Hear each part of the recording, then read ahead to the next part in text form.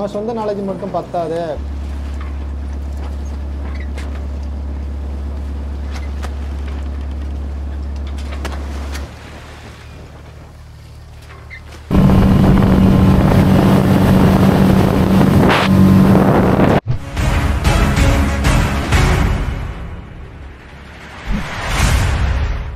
பண்ணலாமா? ஓகே, இதை நம்ம ஸ்டூடெண்ட்ஸ் எம்எம்ஜி ஸ்டூடெண்ட்ஸ் ஏபி மலை கோட்டயத்தில் இருக்காங்க. அவங்க வீட்டுக்கு போயிட்டு அவங்கள சும்மா பார்க்க போகலான்னு பார்த்தா அவங்க உடனே போட் ஹவுஸ்லாம் ரெடி பண்ணிட்டாங்க. சரி, இந்த ஃபேமிலியோட கிளம்பிச்சு. பசங்க பார்த்தீங்களா, எப்போ முன்னாடி தான் உட்காராங்க, பசங்க பின்னாடி உட்கார மாட்டாங்க. எப்படி பைக்கில் உட்காரும்போது ஒரு தனி சந்தோஷம் தான். உட்காந்தாச்சா, ரைட்டு கிளம்பியாச்சு. அடுத்து பைக் கிளம்பி போயிட்டுருக்கு. அங்கேருந்து நாங்கள் ஒரு 15 கிலோமீட்டர் இருக்கோம் அவங்களோட இடத்துக்கு. ஸோ வீட்டுக்கு போய்ட்டு எல்லாம் பேசிட்டு எல்லாம் இப்படி கிளம்பி போயிட்டுருக்கு. ரன்னிங் நான் சத்தம் பொண்ணு அடக்க உடக்கமாக உட்காந்துட்டு பசங்க முன்னாடி தான் உட்காந்துருமா. எங்கே பார்த்தாலும் அந்த பாருங்க போட் ஹவுஸ் எப்படி இருக்கு, வெளியே சைடில் இருக்கா அந்த மாதிரி. அப்புறம் அவர் ரைட் பண்ணார் கொஞ்சம் நேரம். ஒரு அழகான இடம் இது. என்னடா இங்கே தானா, இதான் போட் ஹவுஸு, எப்படி இருக்குது போட் ஹவுஸ். இந்த மாதிரி ஒரு ஆள் அதை எடுத்து கூப்பிட்டு போனாங்க. இங்கே போயிட்டு அந்த போட்டை கெட்டி அடிச்சிருக்கு, அதை அவுத்துட்டு நேராக அதுள்ள ஏற போகிறோம். என்ன அழகாக நிறைய போகிறோம். தென்னை மரம் அப்பா, சொர்க்கம் ஹெவன் ஏன் சொல்கிறாங்க தெரியுதா. போட்டு வந்துட்டு இந்த பக்கத்தில் ஒரு வீடு மாதிரி இருக்குது, பட் அது போட்டு இப்போ அவுத்துட்டு ஸ்டார்ட் பண்ணிடுவாங்க. எங்களை அங்கே தான் இறங்க சொன்னாங்க. சரிட்டு அது ஒரு கட்டை மாதிரி வச்சுட்டு மெதுவாக இறங்குனா, ஏன்னா அங்கே இறந்தவங்க கீழே விழுந்துடக்கூடாது. ஸோ குழந்தைங்களாம் முதல்ல ஏற்றியாச்சு. அதில் என்னென்னா ஸ்பெஷல் போட் ஹவுஸ். நாங்கள் 4 பேர் மட்டும்தான் அந்த போட்டில், மேலே 5 பேர். ஸோ அட்டகாசமாக இருந்துச்சு. உட்காந்தோன்னா டிஸ்கஷன் ஆரம்பிச்சிடுச்சு.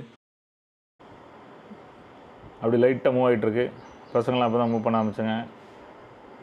கிட்ஸ் எல்லாம் ரொம்ப என்ஜாய் பண்ணிகிட்டு இருந்தாங்க.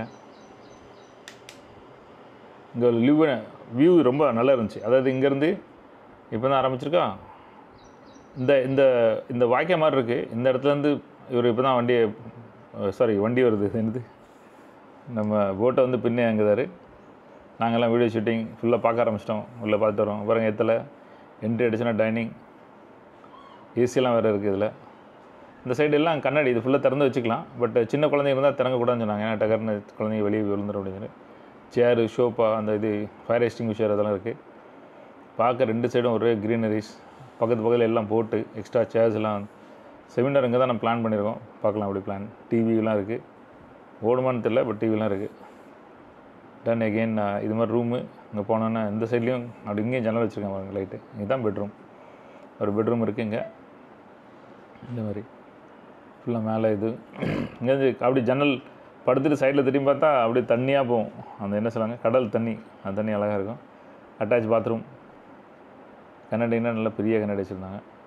இந்த லுக்கு வந்து இது பை டிஃபால்ட் வந்து இந்த உடன் ஃபீல் கொடுக்கு. அது வந்து உடன் கொடுக்கறனால அது நல்ல ஒரு ஃபீல் கொடுக்கு, உடன் எல்லாம். சரி, அங்கே ஒரு சைடில் கேமரா, மொபைல் கேமரா எடுத்துகிட்ருக்கு. இந்த மொபைல் தான் உடஞ்சி போச்சு. பைக்கில் வரும்போது 3000 கிலோமீட்டருக்கு பகலில் உடஞ்சி போச்சு. கண்டதுக்கு வாஷ் பேஷின் பார்த்தீங்கன்னா இதான் செம்ம இன்ட்ரெஸ்டிங்காக இருக்கும். இந்த தண்ணி வச்சுருக்காங்களா, இது வந்து வாய் கொப்பளிக்கிறதுக்கு கிடையாது. இது மூஞ்சி கை கால் கழுது மட்டும். குடிக்க தண்ணி. ஏன்னா அது பயங்கர உப்பு கறிக்கு. அது என்ன தண்ணி வச்சுருக்காங்க தெரியல. நேரில் பார்க்க நல்லா இருந்துச்சு. இதுக்கப்புறம் கிச்சன். அது ஹாலில் கிச்சன் ரொம்ப சிம்பிளாக இருந்துச்சு. இந்த மாதிரி அவர் வந்து கொஞ்சம் எங்களுக்கு எக்ஸ்பிளைன் பண்ணுவார். நாங்கள் என்னெல்லாம் பண்ணுவோம், என்ன செய்வோம் அப்படின்னு சொல்லி தருவார். இது நாங்களே பார்த்துட்டு வந்துட்டோம். அப்புறம் அவர் கூப்பிட்டு போகிறாங்களா. அந்த மாதிரி பார்க்க ரொம்ப டிஃப்ரெண்ட்டாக இருக்கும். அப்படியே வச்சா மழை வேறு வந்துச்சுன்னு நினைக்கிறேன் அந்த நேரத்தில் கொஞ்சம். ஆமாம், ஏசி ஃபுல் பேக் ஆகி விடும். அவர் அதை விட்டு எந்திக்கவே இல்லை. அவர் எங்கே நிப்பாட்டினாரோ அப்போ தான் எந்திரிச்சார். மறுபடியும் இதெல்லாம் ரொம்ப சீரியஸாக இருக்குன்னு நினைக்கிறேன். கிட்ஸுக்கே சோஃபாவில் உட்காந்து என்ஜாய் பண்ணிகிட்ருக்காங்க. சாப்பாடு மத்தியானங்களுக்கு இந்த இதில் தான் நடக்கும், இந்த சோஃபாவில் தான் நடக்கும். டிஸ்கஷன் ஸ்டார்ட் ஆகிடுச்சு. அப்படி கொஞ்சம் பேசிகிட்டு இருந்தோம். நேரம் நிறைய கதையெல்லாம் பேசிட்டு என்ன சார்ஜிங் போடணும். இது ரொம்ப அட்வான்டேஜ். இப்போ சார்ஜிங் போட போயிட்டேன். சார்ஜிங் போடணும் அப்படின்னு சார்ஜிங் போட்டுட்ருக்கோம்.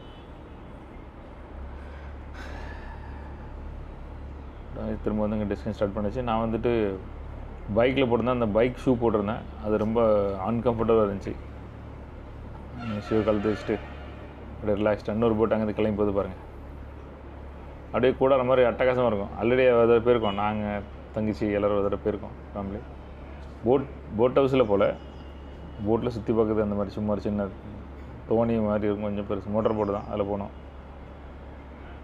எவ்வளோ அழகாக பாருங்க. ஏன்னா அந்த ஜன்னல் வழியாக பாருங்கள், ரெண்டு போட்டுக்கு மேலே தென்னை மரம், அவ்வளோ வானம், என்ன சூப்பராக இருக்குல்ல. கேரளானா சொர்க்கம்னு சும்மா சொல்கிறாங்க, அவ்வளோ அட்டகாசமாக இடம் அது. ஸோ கொஞ்ச நேரத்தில் இவர் வந்து என்ன வேணும், ஜூஸ் வேணும், அது வேணும் கேட்டார். திரும்ப வந்து வாங்க நான் கிச்சனில் எனக்கு எல்லாம் உண்டு சொல்லியிருந்தேன் அப்படின்னாரு. சரி ஓகே, நாங்கள் போய்ட்டு கிச்சனில் டீட்டெயில் கேட்குறதுக்கு கிளம்புறோம். எங்களை கூப்பிட்டாரு. ஷூ அன்கம்ஃபர்டபுளாக இருந்துச்சு, நம்மளை கழட்டி வச்சுட்டு அவர் சுடுதண்ணி கேட்டேன். சுடுதண்ணி ஜூஸு டீ ஏதோ கொடுத்தான்னு நினைக்கிறேன். அது வாங்கிட்டு அப்படியே நாங்கள் போய்ட்டு கிச்சன் எல்லாம் தேடி பார்த்துட்டு எல்லோரும் என்னென்ன இன்ட்ரொடக்ஷன் கொடுக்க போகிறாரு, என்னெல்லாம் இருக்கும் அப்படின்னு. பெட்ரூம் திரும்ப பார்த்துக்கிட்டோம். இதில் போய்ட்டு தண்ணி சூடு பண்ணிக்க வைக்கிறேன்னு நினைக்கிறேன். அதுக்கப்புறம் டீ தான் குடித்தேன். அதுக்கப்புறம் அந்த தண்ணி சூடு பண்ண கொடுத்தாச்சு. அங்கே என்ன சொல்கிறாங்க, நம்ம பருப்பு, சிக்கன், கறி எல்லாம் ஒன்று எல்லாம் பார்த்து நான் எல்லாம் பார்த்தேன். சாதாரண அந்த பெரிய மாடர்ன் கிட்ட அந்த மாதிரிலாம் இல்லை, நார்மல் நம்ம வீட்டில் எப்படி வச்சுருப்பாங்க அந்த மாதிரி குக்கர் சட்டி, அந்த பார்த்திங்கன்னா பழைய கால சட்டி அந்த மாதிரி எல்லாம். அதுவும் ரொம்ப காய்கறிலாம் கிடையாது. அது என்ன அன்றைக்கி ஒரு நேரம் சாப்பாடுக்கு என்ன உண்டோ அது மட்டும் எல்லாம் வெட்டிக்கிட்டு ரெடியாக வச்சுருக்காரு. ஜஸ்ட்டு சமையல் மட்டும் பண்ணணும் மத்தியானம் கரெக்டாக. அந்த மாதிரி ஒரு ஹோட்டல் நிறைய வேலை பார்த்துருக்காரு அவர்.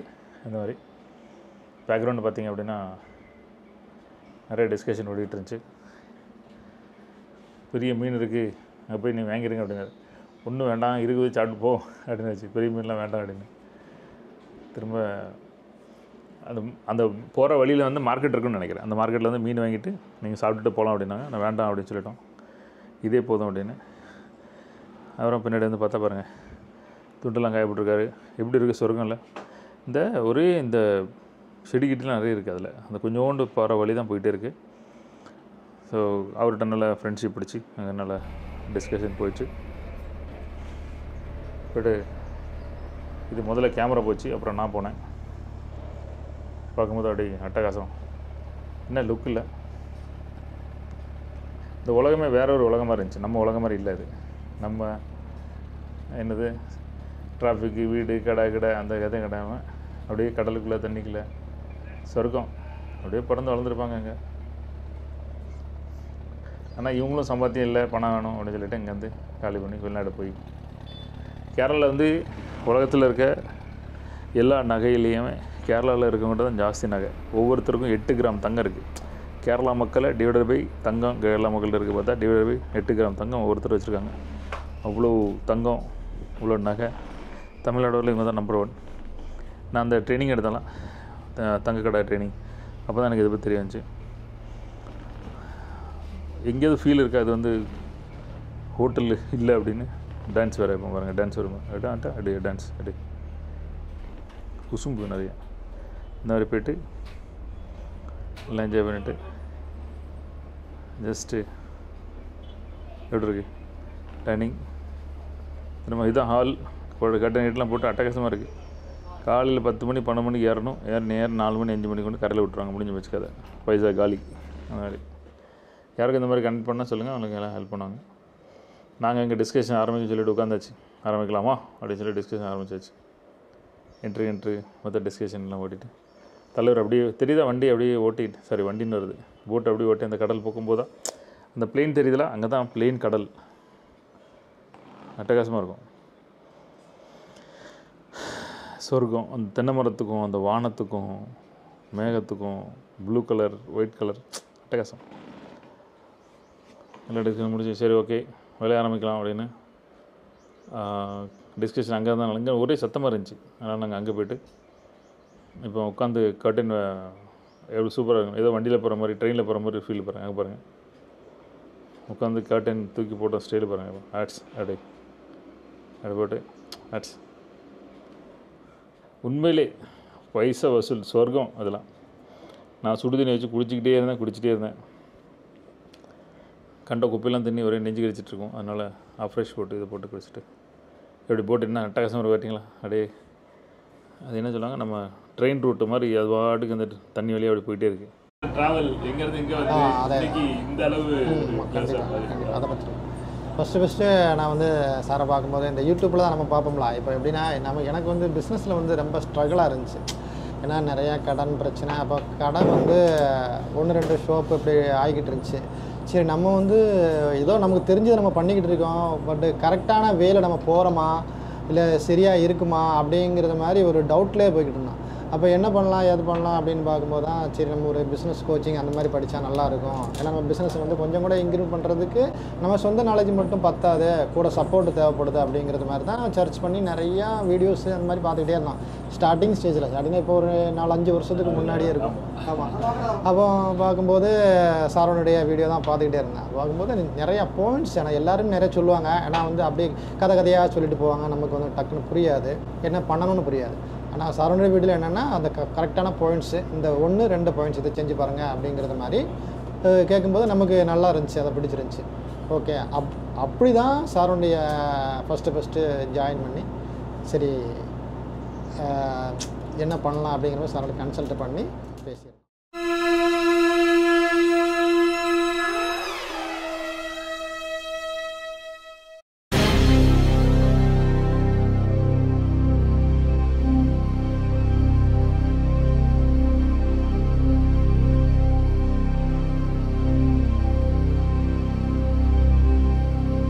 சொந்த நாலேஜ் வந்து நமக்கு ஒரு குறிப்பிட்ட ஸ்டேஜ் நமக்கு தெரியும். நமக்கு வந்து தொழில் பண்ண தெரியும், தைக்க தெரியும், கஸ்டமரை ஃபேஸ் பண்ண தெரியும், இதை தான் தெரியும். பட் அதை விட தாண்டி நம்ம அடுத்து பண்ண தெரியாது.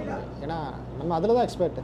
ஃபங்க்ஷனல் சொல்லலாம். Functional donation. ஃபங்க்ஷனல்னா இது எப்படி பிஸ்னஸ் எப்படி ரன் பண்ணணும், அது ஃபங்க்ஷனல். நம்ம என்ன தைக்கிறது உங்களுக்கு தெரியும். ஆமாம், தைக்கிறது நமக்கு தெரியும். இப்போ அதில் எப்படி தைக்கணும், எப்படி டிசைன் பண்ணணும், எந்த மாதிரி பண்ணணும், எப்படி கஸ்டமர் கேட்குறவங்களுக்கு வந்து எப்படி செஞ்சு கொடுக்கணும் அப்படிங்கிறத மாதிரி ப்ரொடக்ஷன் டிபார்ட்மெண்ட்டில் வந்து நமக்கு வந்து நல்லா, ஏன்னா அதை பற்றி படிச்சுக்கிட்டே இருக்கிறோம். ஏன்னா யூடியூப் பார்க்குறோம், செய்கிறோம், எப்படி டிசைன் பண்ணணும், எப்படி இது பண்ணணும். பட் அந்த கம்பெனி எப்படி ரன் பண்ணணும்னு நம்ம படிக்கலாம். ஏன்னா கூட இருக்கிறவங்கள எப்படி பாதுகாக்கணும், அவங்களுக்கு என்ன சொல்லிக் கொடுக்கணும், அவங்கள எப்படி நம்ம வச்சுக்கணும், அது நமக்கு தெரியாது.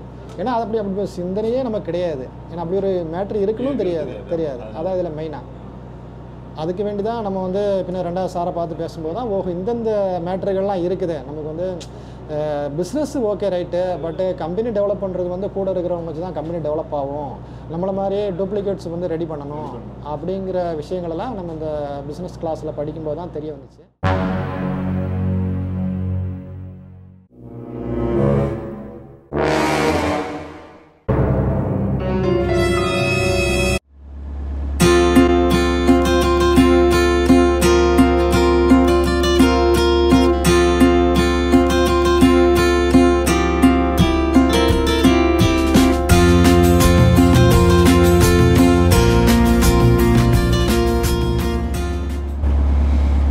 ஒரு நாள் இது பார்க்க நல்லாயிருக்கும், தினமும் வாழணுமா அப்படின்னாலும் தெரியாது.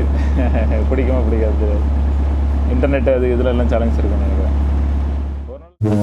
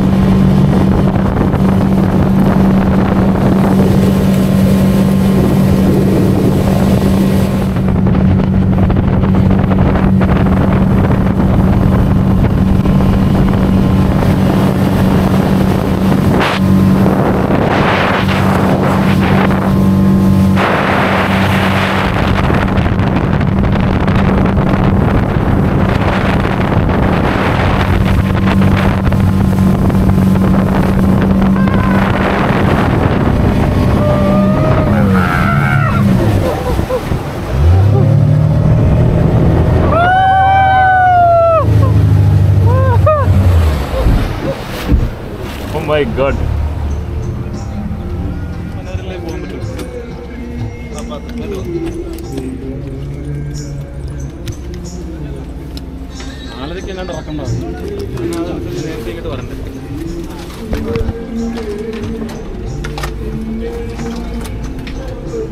ഇറങ്ങ.